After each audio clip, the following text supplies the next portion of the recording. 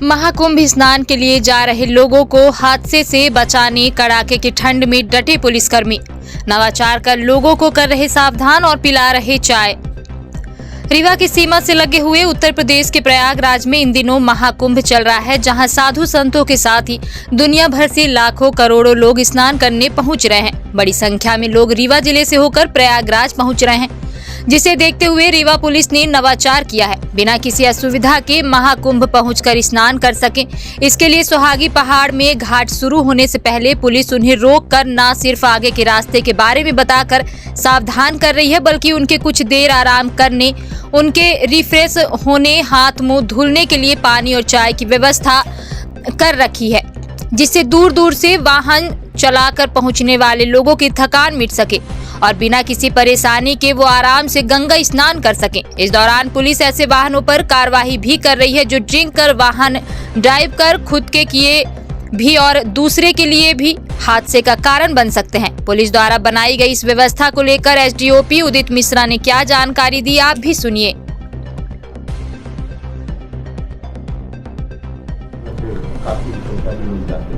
तो क्या व्यवस्थाएं बनाई जा रही हैं?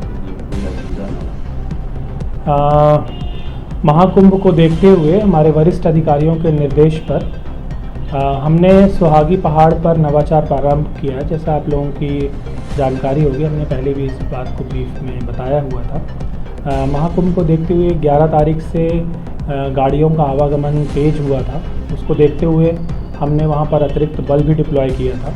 सुहागी पहाड़ पर अक्सर हादसे होते रहते हैं, कई बार जो है बड़े वाहन पलट जाते हैं और भी कुछ एक्सीडेंट्स होते रहते हैं, जिसको देखते हुए हमने सुहागी पहाड़ पर एक सहायता केंद्र स्थापित किया हुआ है, जिसके माध्यम से जो दूर से आ रही गाड़ियां हैं उनको हम लोग सचेत करने का काम और उनको बताने का काम कि आगे पहाड़ी है और उस पर आप सावधानी पूर्वक और स्पीड को कंट्रोल करके अपनी गाड़ियां चलाएं, ऐसा हम लोग उनको बताते हैं। जो नशे पर वाहन चला रहे, नशे करके वाहन चला रहे हैं, उन पर हमने सतत कार्रवाई की है। लगभग 25 से 30 बड़े वाहनों पर हमने कार्रवाई की है, जिसमें एक बस भी शामिल है। उसमें लगभग 25 लोग सवार थे। उसमें हैदराबाद से बस्ती जा रही थी वो बस, उस पर भी हमने कार्रवाई की है। तो इसका हमने परिणाम ये देखा कि काफ़ी पॉजिटिव और सकारात्मक इसके परिणाम है कि इसमें कोई बड़ी दुर्घटना अभी तक सामने नहीं आई है।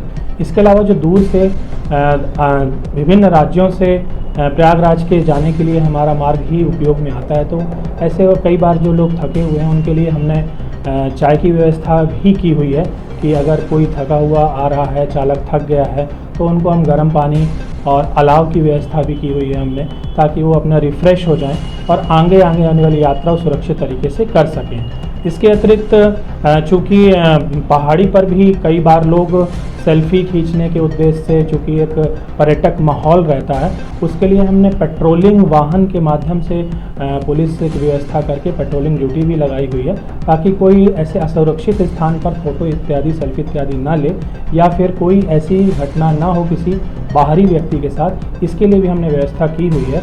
इसी प्रकार हमने चाकघाट बॉर्डर पर भी, जहाँ से उत्तर प्रदेश की सीमा प्रारंभ हो जाती है, वहाँ पर भी उत्तर प्रदेश की पुलिस के साथ हमारी पुलिस का समन्वय बनाकर वहाँ पर भी चेकिंग और लोगों को सहूलियत देने के साथ साथ उनकी सहायता और उनकी मदद की जा सके, ऐसे हमारे द्वारा प्रयास महाकुंभ को लेकर के किए जा रहे हैं। और जो कि हमारे वरिष्ठ अधिकारियों के द्वारा हमको कुछ उसके लिए विशेष बल भी प्रोवाइड किया गया है, जिसके बल के माध्यम से काम को हम अंजाम दे पा रहे हैं। और ये काम अभी हम अनवरत जारी रखेंगे, ताकि लोगों को एक सुरक्षित यात्रा का माहौल मिले और महाकुंभ जाने के लिए वो सुरक्षित तरीके से यात्रा कर सकें। ये कब तक चलेगा?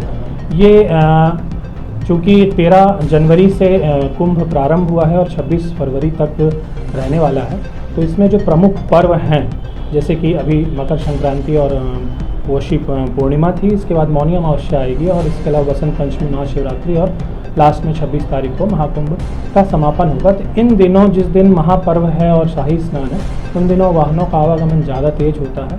उसके लिए हम विशेष सतर्कता बरत रहे हैं। उसी दौरान हम ज़्यादा पेट्रोलिंग और ज़्यादा सघनता से चेकिंग करने के लिए प्रयास कर रहे हैं। इसके अलावा ये बाकी के 45 दिनों में हम अनवरत ये कोशिश करेंगे कि हम ये पूरी प्रक्रिया इन 45 दिनों के लिए जारी रख सकें।